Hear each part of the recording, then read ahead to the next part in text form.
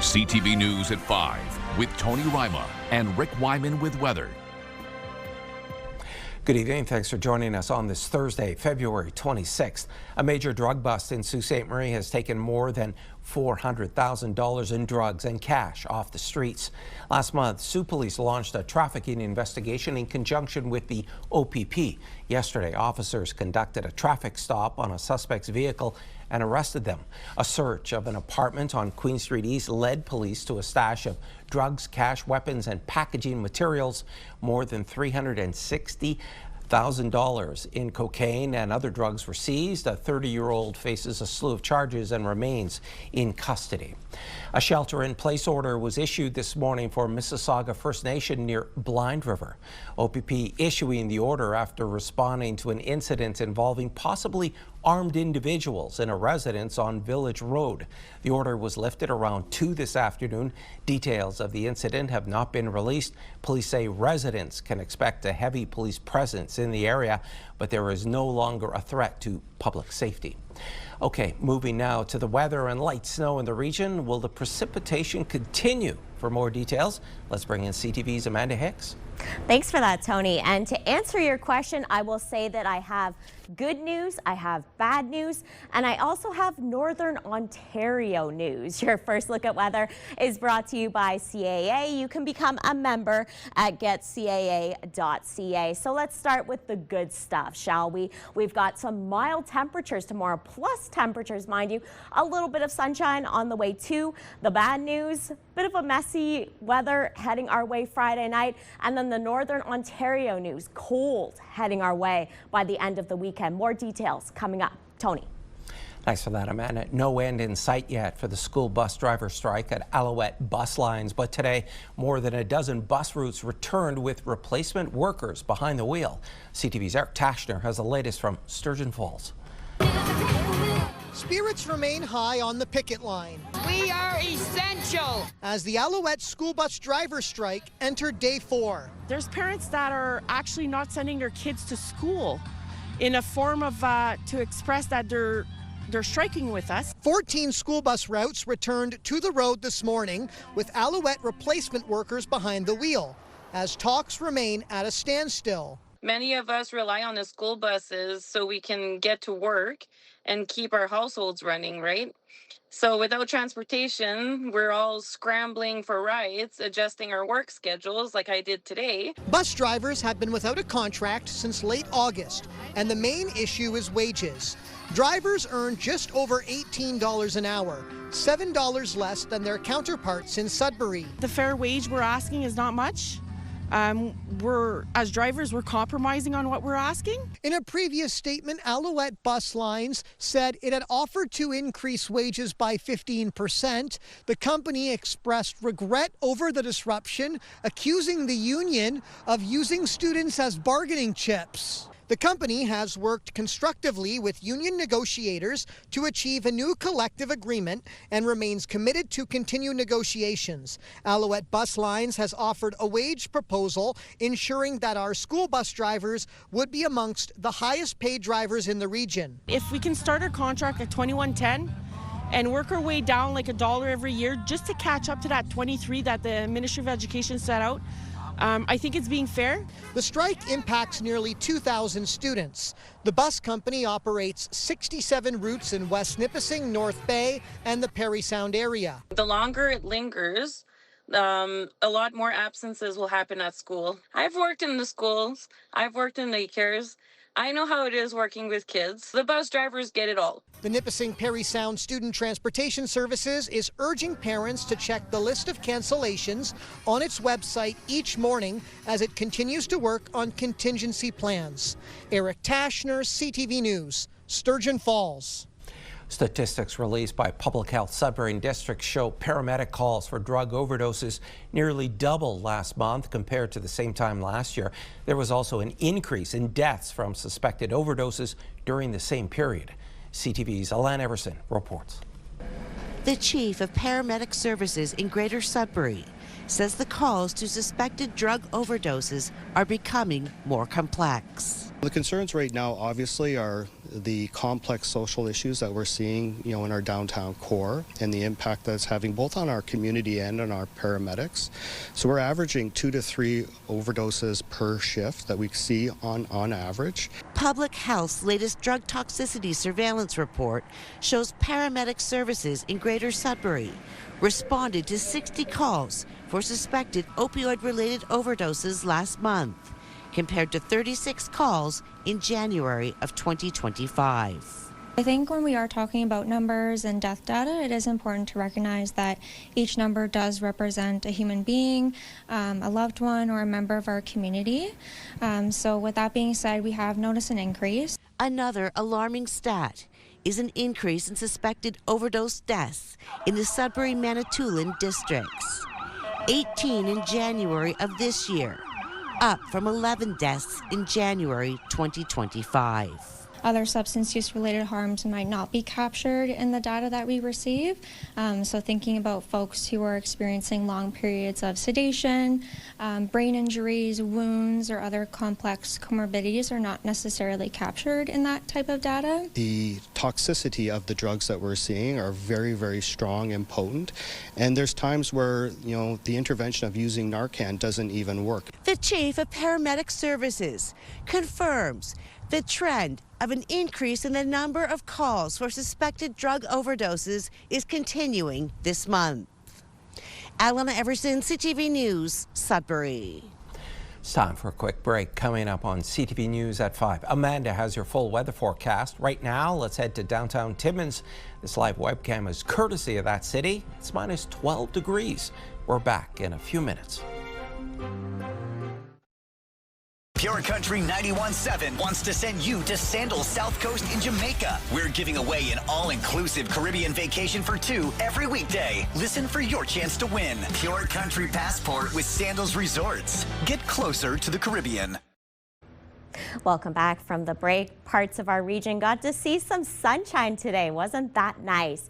As we head into the overnight hours, we are going to be seeing a few flurries, as you can see on the screen, but nothing significant, a couple centimeters overnight. As we head into tomorrow, things are going to warm up. We're going to see plus temperatures, some sunshine on the way.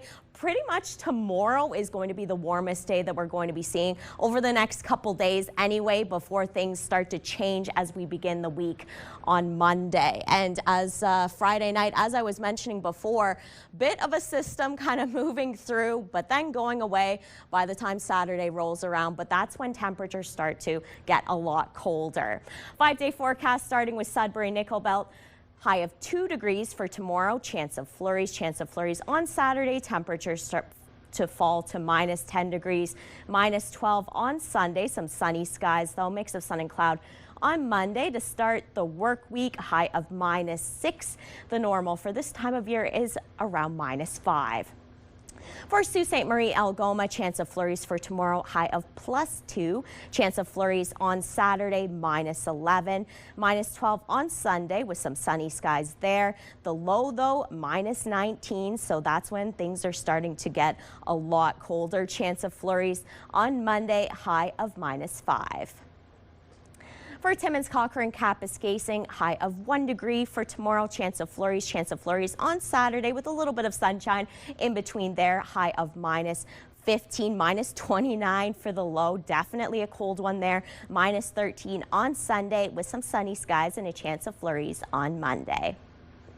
For Timiskaming Shores, Kirkland Lake, chance of flurries for tomorrow, high of 1. Chance of flurries on Saturday as well with a bit of sunshine there too. High of minus 12, minus 14 on Sunday, but hopefully things will balance out a little bit with that sunshine, but don't let it fool you. Chance of flurries on Monday, high of minus 7.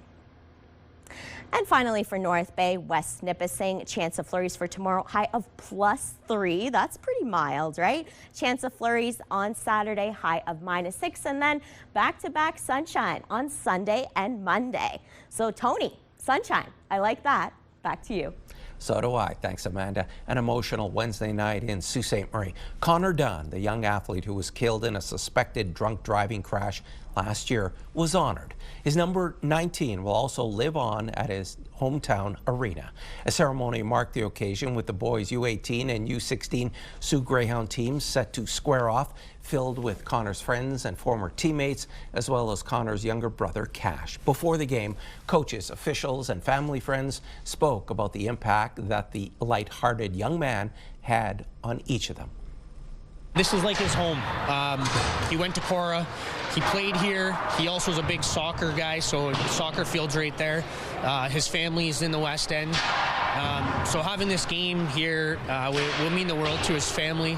And I know Connor himself, if he was watching down tonight, he's up there smiling and he loved every minute of it. In a statement sent to CTV News, Connor's family writes, in part, words cannot describe how touched we are by this Jersey tribute. In a close-knit community like ours, hockey is more than a sport. It is an extended family. Family and friends have created the Long Live Connor Dunn Scholarship to allow other young hockey and soccer players to pursue sports and overcome financial barriers in Connor's memory. Participaction put out a report card on physical activity for adults in Canada. CTV's Madison Merrier digs into the numbers.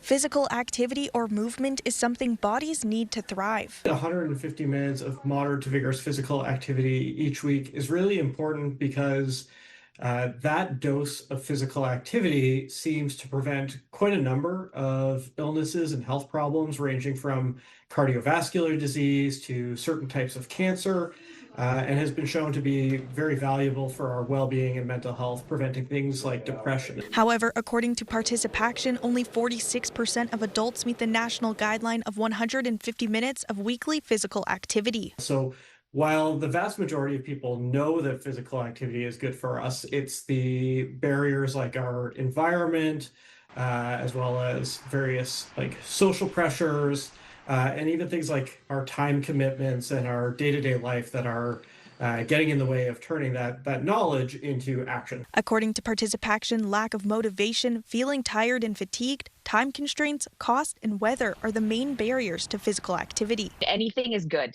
Really moving your body, whether it's 10 minutes or longer, anything is good. Again, where you can fit it in. We know people are busy. We have fitness classes at lunchtime that are 35 minutes. Physical activity or exercise can be very intimidating for people, but many organizations understand the challenges. We really reduce any financial barriers. So that is something that, we want to make sure that absolutely everyone has access to the YMCA.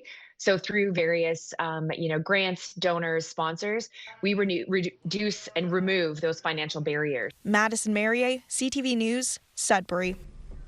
Getting cold for a good cause coming up on CTV News at 5. A yearly fundraiser across Canada to help those who don't have a bed or home to call their own.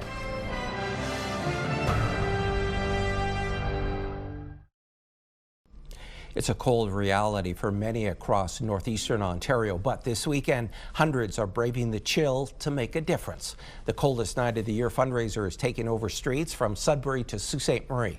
The annual walk held across the country raises money for charities supporting those experiencing homelessness. In Sudbury, walkers will gather at Science North at 4 p.m. to tackle 2 and 5 kilometer routes. With 180 participants registered this year, officials say $100,000 has been raised for the Samaritan Center so far. The funds for this stay in Sudbury. They go directly into our operating budget, and we've got some mental health and addictions programs going now, so we've started a whole new realm of help for these folks, and we just need some more funding. We always need funding, because there's a lot of need out there. Denny says it's not too late to lace up. Registration is still open and donations are still being accepted online. And the push to help those in need isn't just for adults. Students at a Sudbury elementary school were also braving the cold this week for the cause. All week, classes at McLeod Public School have been hitting the pavement for their own coldest night of the year walks. Over the last 13 years, the school has raised $90,000, remaining one of the city's top fundraisers for 5 years running. Educators say the goal is to teach compassion long before these students hit high school. They are learning all about those that are hurting and hungry and homeless and what we can do to end that stigma and help. So all through the week, they have been watching videos, read-alouds, having discussions on what we can do even as young as 6 years old to help in our community. And every class in the school has taken time to walk this week and show their support and raise money for this worthwhile cause. There's like people outside in the cold, and if we don't raise money, then they're just going to stay out there, and then they're not going to have a place to go. So like we have to raise money for the Samaritan Center so that they can like they have food and shelter. Some people don't have food, shelter, and clothes and a shower, and some people don't have that, and then people will help them like raise money, and then it will like go to them and help them buy food and clothes and stuff. There's people out there who don't have everything that we have and have to experience like coldness and hurting and homelessness, and they were just really lucky not to have to deal with that. So that the people that are homeless could like get some shelter and some food. And this is just one of the many community initiatives the school champions throughout the year. In the latest update on the Elliot Lake Arena, city councillors now have an expected opening date for the facility. Architects providing an update to council Monday, telling councillors Rogers Arena is on time and on budget and should be ready September 1st. Work right now includes the installation of new cross bracing with the new bracing on the outside walls. New bleachers have been ordered and are expected to arrive in late May. Last night in the OHL, the Sioux Greyhounds and Sudbury Wolves faced off in a classic battle of the North. The Hounds were up 2 goals at the end of the first. He is upper body listed day-to-day. Scored! But the Wolves would tie things up in the second. Genzula with a nice goal with a little help from Blake Clayton. The third period was nothing but Hounds scoring 3 unanswered to wrap up the game 5-2. Tonight, the North Bay Battalion will host the Kingston Frontenacs, and the troops will be looking for a little revenge. Last time these two teams met, the Fronts won 5-1. Puck drop is 7 p.m. at Bort Longyear Memorial Gardens. Officials with OpenAI were summoned to our nation's capital. When we return, we'll tell you why. You're watching First at 5.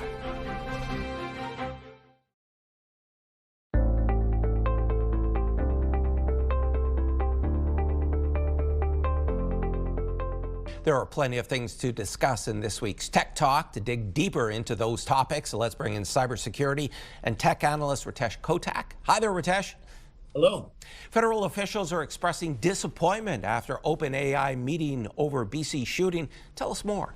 So the safety team of OpenAI was summoned to Ottawa and had meetings this week with different ministers, in particular the Minister of Artificial Intelligence, Minister Evan Solomon. And coming out of it, it seemed that the ministers were disappointed in the lack of progress that was essentially made. I think there's multiple issues here. The first one being when OpenAI was aware of information that could have assisted law enforcement, why did they not release that information? What are the privacy concerns associated with it? And the other big issue is that these firms are actually creating their own policies and their own definition on what is an imminent threat. And with lack of frameworks, there is nothing essentially compelling them to give up that information. So I'm sure that these were long discussions around how do we move forward to ensure that if they have information, we can legally obtain it. And on top of that, ensure that we can also keep Canadians safe as they shift to different platforms and technologies. All right, big tech companies are to meet President Trump at the White House to sign a pledge on data center power costs. What is this all about? So this is something that was addressed in the State of the Union by President Trump. And essentially what it is here is these data centers are taking up a lot of power, and a lot of Americans have actually complained about the power usage, the fact that they feel like their bills have gone up. Clearly, the government has to invest more in providing the power so these data centers can run. It is not cheap, and yes, it takes a lot of data. So essentially what this is next week, these tech CEOs are going to be at the White House in Washington and are going to sign a pledge that they're going to build out their own power systems to power these data centers. Now, there is an element of excitement because we know that they're going to be looking for the most effective and efficient way of powering these data centers. There's probably going to be a lot of money that's going to be put into research and innovation. We might see new forms of power that we just haven't thought of before. Ritesh, Meta is introducing new alerts to let parents know if their teen may need support. I think this is a great idea, isn't it? It is a great idea. The underlying issue here is making sure that the content itself doesn't get to a minor. But let's say the minor is searching for particular content or harmful content or putting in queries that raises red flags. What this will do is if the teen's account is linked to their parent account or the parent's account, there will be a notification that'll be proactively made to the parents along with different resources to help them address these issues. It might be that they need to seek some assistance, have a conversation with their child. Ritesh, thanks so much for giving us some of your time today. Really appreciate it. Thank you so much for having me. Ritesh Kotak joined us from Toronto, and to see more of our Tech Talk series, head to our website, CTV News Northern Ontario.ca.